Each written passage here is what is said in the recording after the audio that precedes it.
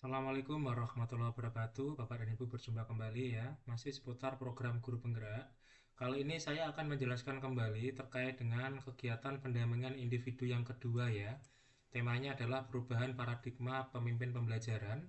Waktunya adalah 4 kali 45 menit Bapak Ibu ya. Kemudian pelaksanaannya kurang lebih seminggu sebelum lokakarya 2. Nah, di sini saya akan menjelaskan terkait dengan tugas CGP ya, yaitu Bapak dan Ibu CGP nanti silahkan menyebarkan lembar kerja ya. Lembar kerja untuk evaluasi ya atau umpan balik. Bapak dan Ibu silahkan di sini nanti Bapak dan Ibu tugas dari CGP adalah menyebarkan dan mengumpulkan ya, menginput survei di LMS tentang kompetensi guru penggerak. Kemudian lembar umpan baliknya nanti Bapak dan Ibu silahkan ya, ini kegiatannya harus segera dilakukan Bapak dan Ibu ya, yaitu menyebarkan kuesioner survei lembar umpan balik sesuai peran dan jenjang yang diampu oleh CGP. Dengan respondennya adalah kepala sekolah, rekan guru 5 orang ya, perwakilan murid 5 orang. Kemudian untuk perwakilan murid Bapak dan Ibu, di sini template-nya masing-masing berbeda ya. Untuk jenjang TK, SD, kelas 1 sampai kelas 2 itu ada sendiri. Kemudian jenjang SD kelas 3 sampai kelas 6 itu juga ada sendiri, dan SMP sampai SMA juga ada sendiri. Nah, di sini saya akan menjelaskan bagaimana cara mengisi ya Bapak dan Ibu untuk lembar umpan baliknya. Kita buka satu persatu ya, mulai dari lembar umpan balik yang diisi oleh kepala sekolah. Bapak dan Ibu, ini adalah lembar umpan balik untuk kepala sekolah. Silahkan nanti diisi nama CGP-nya siapa, nama kepala sekolah, asal sekolah, dan tanggal. Kemudian, Bapak dan Ibu nanti silahkan dijelaskan kepada kepala sekolah bahwa berikut ini adalah daftar kompetensi guru penggerak. Mohon diberikan penilaian terhadap calon guru penggerak secara objektif ya. Tidak ada jawaban benar dan salah dalam pengecekan mandiri ini.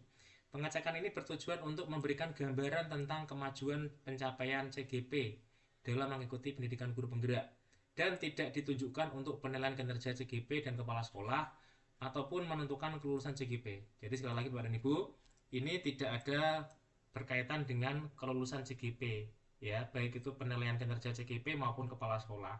Jadi ini hanya untuk memberikan gambaran tentang kemajuan pencapaian CGP yang telah dicapai.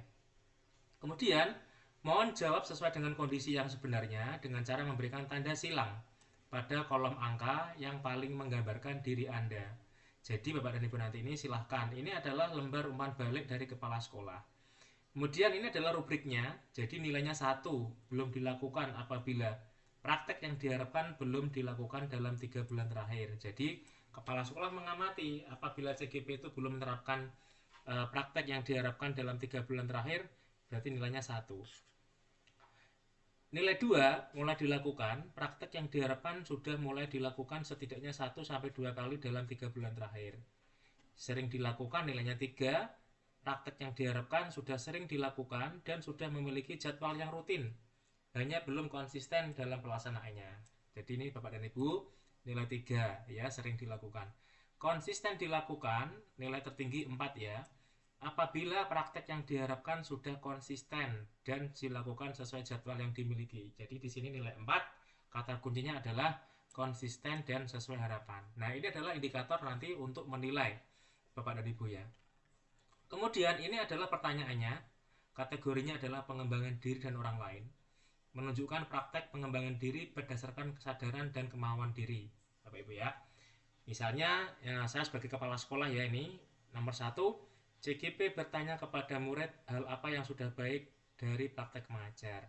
Silakan diisi nilai 4 apabila memang Bapak dan Ibu ya itu betul-betul konsisten sesuai dengan jadwal Bapak Ibu ya.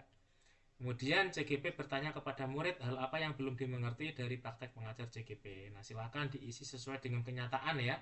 Jadi kepala sekolah ini silakan mengisinya berdasarkan pengamatan dari CGP yang melaksanakan tugas ya Bapak dan Ibu ya. Karena apa? Karena ini memang harus sesuai dengan kenyataan.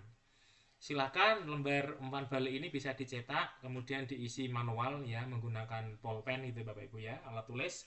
Kemudian nanti di-scan. Nah, di sini ada beberapa kategori ya. Untuk kepala sekolah sendiri itu ada kategori pengembangan diri dan orang lain.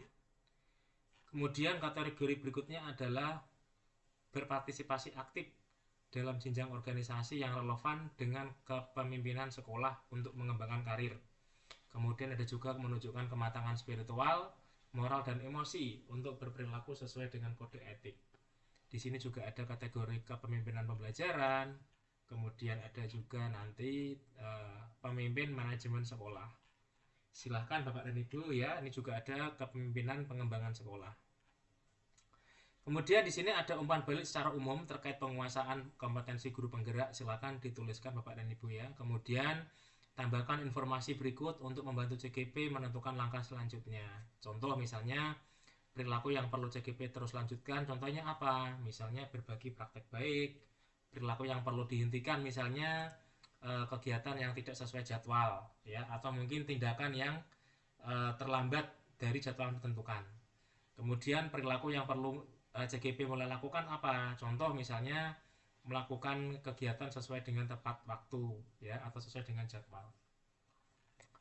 Itu Bapak dan Ibu cara mengisi lembar umpan balik dari kepala sekolah. Kemudian nanti juga ada lembar umpan balik dari rekan sejawat. Bapak dan Ibu ini juga sama ya. Untuk kriteria penilaiannya, nilai 4 itu adalah konsisten sesuai dengan jadwal. Kemudian soalnya juga diisi ya, soalnya ini Bapak Ibu jawab dengan mengisi sesuai dengan nilai yang tadi Bapak Ibu anggap ada begitu ya. Kemudian untuk lembar umpan balik dari murid Bapak Ibu ya, contohnya misalnya dari TK nih, misalnya TK sampai SD kelas 3, mohon maaf, TK sampai SD kelas 2 ya Bapak Ibu ya. Nanti seperti ini, perbedaannya adalah pada di icon seperti ini Bapak Ibu ya. Nah silahkan Bapak Ibu, silahkan nanti bisa diisi ya Bapak dan Ibu ya. Silahkan nanti Bapak dan Ibu dibaca dengan baik ya. Mungkin nanti bisa diisi dengan cara memberikan emoticon seperti ini ya, memberikan emoticon. Kemudian untuk lembar kuesioner murid SMP sampai SMA Bapak dan Ibu seperti ini ya. Ini SMP SMA ya, perbedaannya adalah tidak ada ikonnya. Kemudian untuk SD kelas 3 sampai kelas 6 ini seperti ini.